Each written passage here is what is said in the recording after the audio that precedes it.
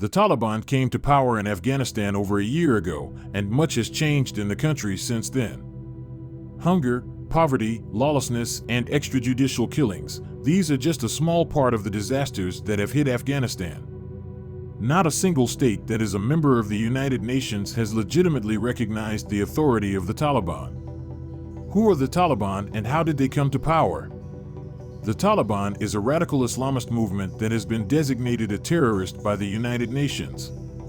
He was in power in Afghanistan from 1996 to 2001 and declared his rule with the demolition of Buddha statues, the banning of women's studies, and the amputation of hands for theft. In 2001, the Taliban regime was overthrown by the United States for providing patronage to Al-Qaeda. Power passed to the Islamic Republic of Afghanistan under the auspices of the Americans. The United States decided to withdraw its troops more than a year ago.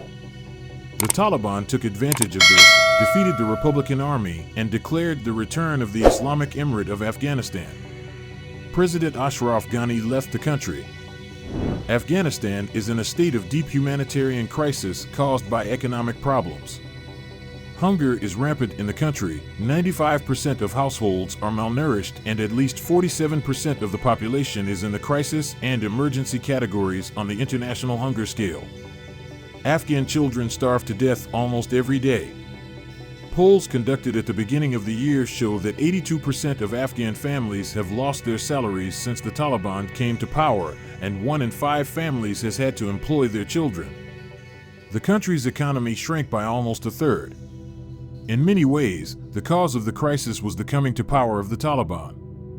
When the previous government fell, the Afghan central bank lost its ability to function normally. The American leadership froze its assets. The country has also refused to cut various international grants that had previously been an important part of the economy. The International Monetary Fund stopped aid to Afghanistan, and the World Bank cut $2 billion to be distributed among teachers, doctors, and other workers.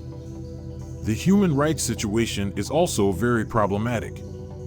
Immediately after the country was taken over, the Taliban started a wave of murders. Thousands of people, especially Hazaras, were forcibly displaced. Little improvement in the status of women was reversed. The rights to freedom of assembly and expression are restricted. The Taliban promised amnesty to Afghans who worked with the previous government, whether they were civil servants, soldiers, or ordinary citizens. And despite keeping their word at the legislative level, in practice a wave of extrajudicial retaliation and disappearances swept the country. Across the country, former Afghan military and police who surrendered and believed in the Taliban are tortured and executed. According to an activist from Helmand province, the Taliban regularly conduct night raids on various settlements and take suspects to an unknown location under the pretext of disarming former security forces. Even the families of the abducted do not know exactly where and what to do with them. In Nangarhar and Kunar provinces, local people found the bodies of more than 100 men in canals. Presumably, these are people the Taliban considers members of the Islamic State. Overall, the situation with women's rights has deteriorated significantly. The Taliban replaced the Ministry of Women's Affairs with the Ministry of Promoting Virtue and Eliminating Immorality, and this ministry, of course, has already forced all women to wear the hijab. The Taliban deprived girls of the opportunity to attend high school, barred women from appearing in serials, closed shelters for victims of domestic violence, severely limited the opportunity to work and act on their own, and in one of the documents they argued that it was better for women to stay at home unless they have important jobs. They also banned men and women from eating together outside the home, and separated the days for walks in the park. Thursday, Friday, and Saturday were reserved for women. Abuse of a woman, for example, if her face is not covered with a headscarf, according to the law her man can be punished, including imprisonment. Often there is direct violence. In Kabul, the Taliban beat up a taxi driver carrying a woman who was not accompanied by anyone. Many women tried and still are trying to protest the Taliban's decisions. Militants respond with beatings, tear gas, pepper spray, and stun guns. They see the protesters as whores and puppets of the West. Of course, many other laws that restrict human rights were also passed in the country. The Taliban do not allow men to shave their beards, require drivers not to have music in their cars, and some provinces have completely banned music and singing because they are prohibited by Sharia. Taliban leader Hibatullah Akhundzada sees all this as a great victory for Muslims around the world. "Thank God we are now independent. Foreigners will not give us orders either. This is our system and our decisions," he said. The Taliban movement, which is in power in Afghanistan, has banned allowing women to work in national and international non-governmental organizations. It is stated that the relevant document was sent to all private institutions in Afghanistan. In the event of a violation, the government can invalidate the organization's license to operate. The exact validity period of the ban is not specified. Employees are ordered to suspend their work until further notice. Was learned that after the Taliban meeting on December 20th, it was decided to restrict the education of women in universities in Afghanistan.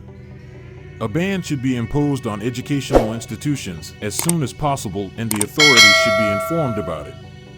Initially, the Taliban promised to create a more moderate form of government and also to ensure the enforcement of women's and minority rights, but so far they have not moved in that direction. Moreover, currently local residents do not have access to education, limited in the choice of occupations and even relocation. The reactions outside Afghanistan, of course, did not last long. Education is a basic human right. The closed door to women's education is a closed door to Afghanistan's future, said Ramaz Al-Akbarov, United Nations Deputy Special Envoy to the President of Afghanistan. The Taliban's decision to deprive women and girls of their right to education, now at nearly all levels from primary to 6th grade, is devastating. And it will have a major impact on Afghanistan's prospects for social recovery and economic growth. On December 19th, 22 people, including 3 women, were publicly flogged in Afghanistan's Jawzjan province after they were convicted of theft and adultery. The convicts received from 25 to 39 whips.